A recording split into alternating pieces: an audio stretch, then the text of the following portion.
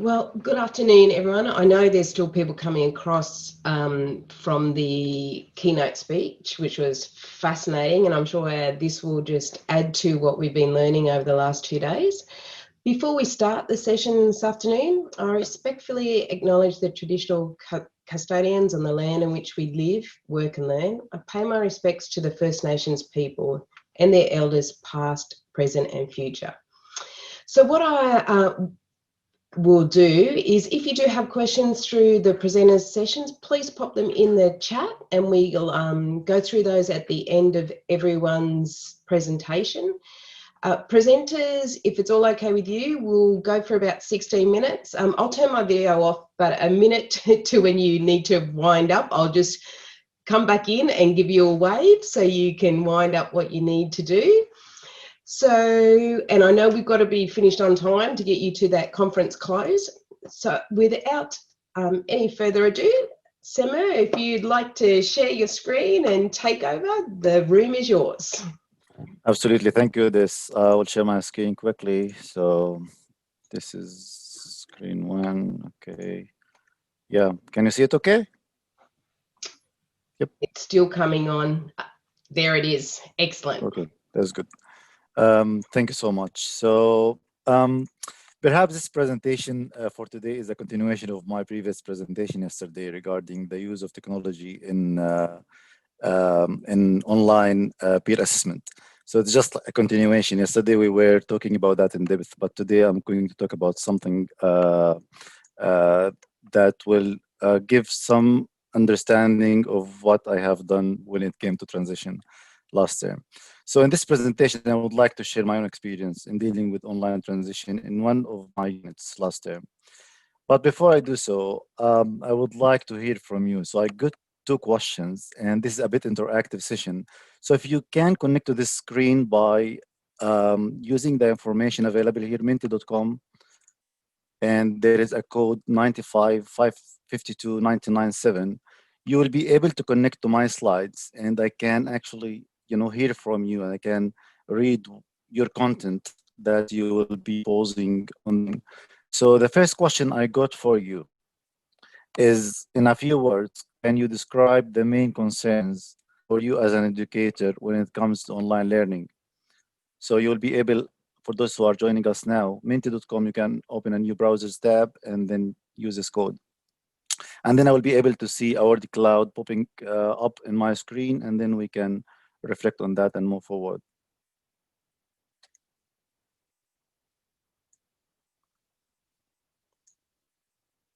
Black screen, unengaged students, lovely. Yeah, so we started to see answers coming. So if we can collect some few answers more, we have 43 participants today. This is a very engaging session, I think so. So it's mainly about engagement, workload, anxiety of students. And actually, there was also an anxiety for me as an educator, and I will be talking about that in a minute. Wi-Fi issues, technology, inclusion. Yeah, so I expected to see so many answers like that. Community of practice. You can see like the word engagement is the most repetitive one here, and the workload for educators is also another concern, and I can't agree more with this. And I got another question for you, but let us just remember for a while what we have got here, because I'm going to address most of these concerns in this presentation. I'll try my level best to do so. So we mainly talk about inclusion, workload, engagement. And unengaged students is one of the key problems that we are facing when it comes to online delivery. So the second question for you then, could you please name 3 tools that can be useful in online delivery? Technological tools that you can think of that could help us somehow in our online delivery.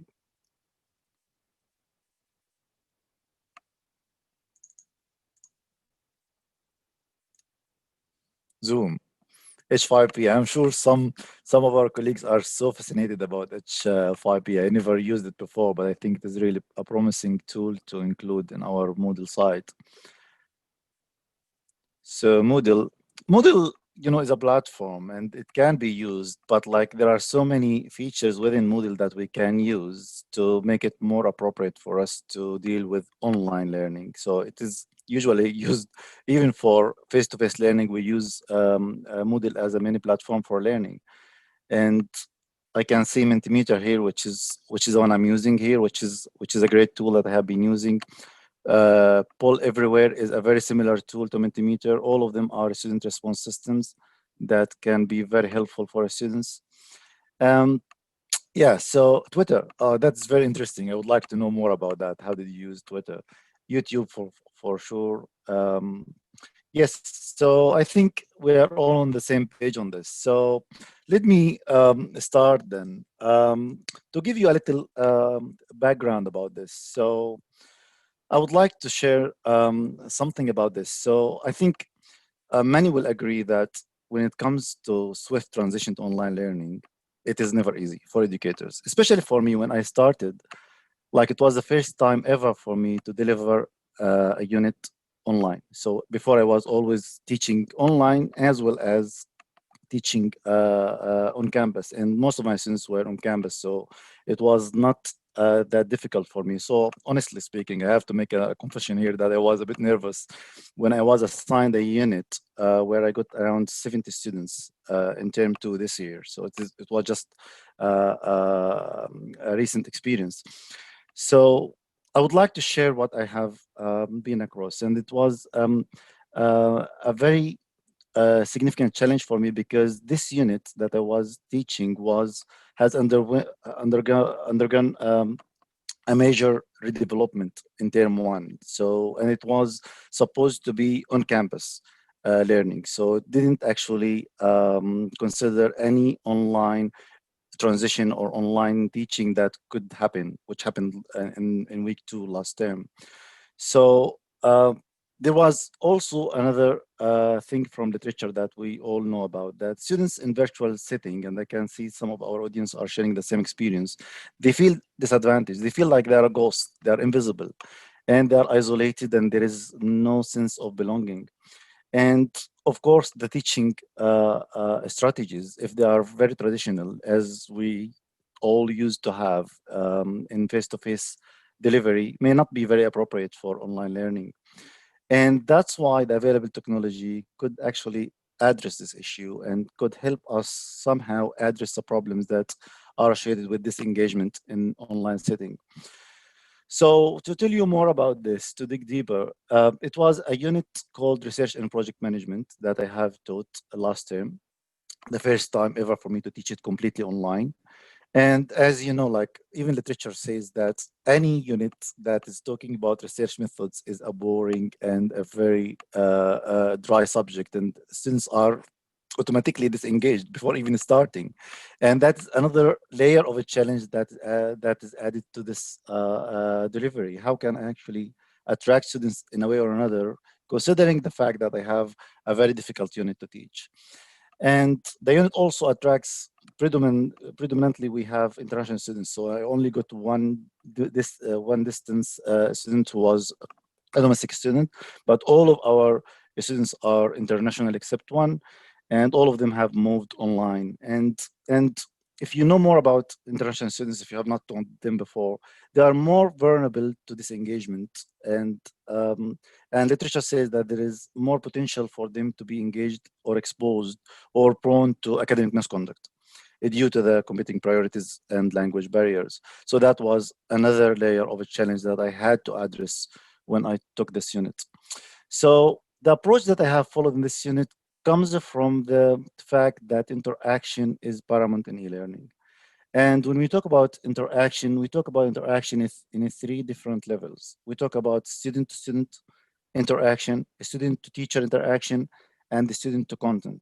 And if we manage to make sure that we have this level of interaction happening in the unit, your success rate would be much better for online delivery. So to do so, I have put an objective that I would like, at least this is my goal, to make sure that my on-campus students will not feel that it is so different to the online delivery. So I would like at least to make sure that their experience will not be compromised if it is not going to be greater. So, but at least it should be akin to face-to-face delivery. And to do so, I have implemented 4 teaching strategies, and all of them have been distilled from literature about best practices online learning. So the first one was about communication. And when it comes to communication, we talk about faculty to student and student to student communication. The second one is the student-centered content. And here I'm talking about Mentimeter, talking about flipped class model, and talking about students who can generate content, and that content can create dialogues and discussions during the session, as I have just demonstrated to you when I ask you to answer some questions for me. And the third one is to create an experiential tutorial activity every single week where students are actually exposed to practical exercises that they can do, which will be very helpful for them to complete their assessment tasks. So they can feel it is more relevant, it is more engaging and rewarding, because at the end of the day, they will be able to complete the assignments with confidence. And the last one is to revise the traditional assessments that I got from term one and to make them more engaging and manageable. And to do so, I tried to make them sequential. I tried to change the nature of the topics to be more engaging and relevant to students' experiences and backgrounds, and to make them more personalized, where I asked them to do unique projects for every single student has his own topic to research about. And these are the technologies that I have used. So I will go through them one by one and just tell you what are the issues with using each of them and how fruitful it was for me actually to use them and what are the limitations.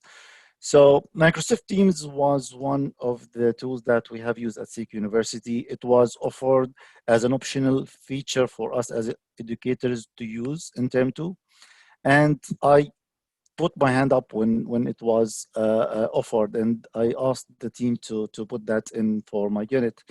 And how did I use it? I mainly use it for the tutorial sessions and to make sure that my communications with the students will be much improved, because this is a key factor. If a student feels that there is a link or a relationship between him or her and the educator or a teacher, that makes them much more comfortable with online learning. They feel that they belong and there is a community that they are part of it. There are some limitations with that when it comes to the workload of educators that I'm going to talk about that in a minute.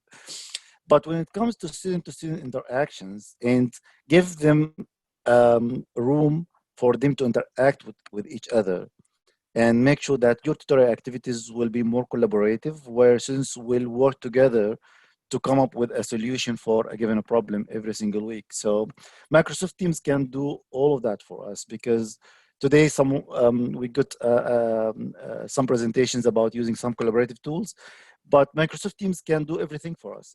You can create a Word document within Microsoft Teams or a spreadsheet where everyone can put their inputs. And it could be a tutorial activity where you ask a question and you ask every single student to fill certain cells within the spreadsheet and try to see everyone how they are actually learning, and they can learn from each other. So the second one was Mentimeter, and Mentimeter was like, it was a big relief for me and for my students, because with Mentimeter you can easily create a student centered content, and you can easily adopt active learning techniques where you engage students in a way that they connect to your slides, you ask them questions, but before you do all of that, you ask them to come prepared. And that's why we talk about flipped class model, where you give them the static slides at the beginning, like 1 week ahead of time, and ask them to read that through, and then give them a YouTube link, for example, to watch maybe 5 to 10 minutes video on YouTube. So all of that will make them more prepared to come to your class and engage in the session. And with Mentimeter, I was always using a quiz at the end of the day, because students wanted to feel that it is a bit competitive and they are challenged somehow. And that's why, to encourage them to come prepared and read, you need to tell them that there is a reward at the end of the day and there is a quiz. And what what I had to do is to give them like a winners list every single week. We have 5 winners, and we record that in Microsoft Teams collaborative platform. And I promise students to give them an appreciation certificate once we are done with the term for the first 5 winners. So that was another engaging tool that I have used. Now, Microsoft Teams didn't really work well when it comes to breakout rooms. So if you want to create groups, like you have an activity for students, you can't just ask them to go for breakout rooms and it is automatically done. It is yet to be developed by Microsoft Teams, and there is a promise that by November this year, breakout rooms will be developed and will be offered to public in Microsoft Teams. But for now, what I have done, there was another workaround solution for Microsoft Teams where I created channels under the team, under the unit itself, where I asked students in group 1, 2, and 3 just to go to their group and start working on the activity that I'm giving them. And the Zoom breakout room was very fruitful for me because when it comes to my lectures, we used Zoom, and in Zoom you can easily engage students in peer discussions, which is something that you can't do in on-campus environment because you can't have this facility. And when you teach students in a tutorial session and it is a group activity, it is a bit noisy, like everyone is talking to each other and you can't actually focus so much. So that was an advantage when it comes to online learning. So what I was doing, I was just posing questions while I'm doing the flipped class model and ask students to go and answer the questions in groups in the breakout rooms, and then come back, and then we can make reflections and talk about their experiences and what they have done. So the fourth one was Moodle workshop, and yesterday's presentation was mainly about this tool. It is a very fascinating and powerful tool to develop engaging online peer assessments where you can automatically disseminate the submissions of students to other peers, and you can do that anonymously and randomly. Marking can be done automatically, and you don't have any problem with the workload. That can reduce your workload significantly. Microsoft Planner was another tool which is also embedded within Microsoft Teams, where students can use it to plan and manage their group assignments, where they can delegate tasks to each peer and make sure that they are actually monitoring the progress over time. And at CQUniversity, we have Group Spot, which is group self and peer assessment tool. And you can actually use that to make sure that every single student in a group setting is contributing. And if they're not contributing, they're not going to be rewarded when it comes to the group based assessments. So these are the main tools that I have used that term. But the limitations, it goes without saying that the limitations of Microsoft Teams are great. Like, it is not very user friendly unless you have a good training about using Microsoft Teams. No breakout rooms until this moment. Students were signing without going with usernames and passwords, so you have to admit them in manually. You can't take attendance record retrospectively. You have to do that on the spot, otherwise you will lose that chance. And there is more faculty workload when it comes to responding to students' queries. When it comes to Microsoft Teams, in your mobile, you'll always get notifications that students are asking queries. Even, midnight, you can get notifications, which is a bit hectic. But you can actually work around that solution by providing some housekeeping rules to students how to communicate with you. So using one communication tool was also important, because you can't just tell students, go to Moodle for this, go to Microsoft Teams for that. You just need to decide one communication tool with the students, and then they can abide by that. So what was the impact on student learning? I asked students this question in the midterm evaluation. I told them, what are the best aspects of this unit? And you can see, like in the word cloud, you can see the word interactive happening, repeating a lot of times. The lecture, the quiz, every single aspect, the content, asking questions by doing Mentimeter slides, and ask students to participate in that process. So I am done with that, but just one last thing, just to show you what I have been doing with the students. I have a quiz for all of you. So again, you can go to menti.com, and this is what I have used with the students every single lecture, which was so rewarding, and students have actually, appreciated the fact that we have these quizzes. So I got just one simple quiz for you, and let us see who's going to win this competition. And I leave that to you, Des, to give any reward from your end. We can't give chocolates, unfortunately. Okay, so just quickly, so we got like 10 participants here, and or 11. This is a question. Which one of the following tools was not mentioned in the presentation? In my presentation. So Microsoft Teams, Microsoft Planner, Microsoft OneDrive, Mentimeter, Moodle Workshop.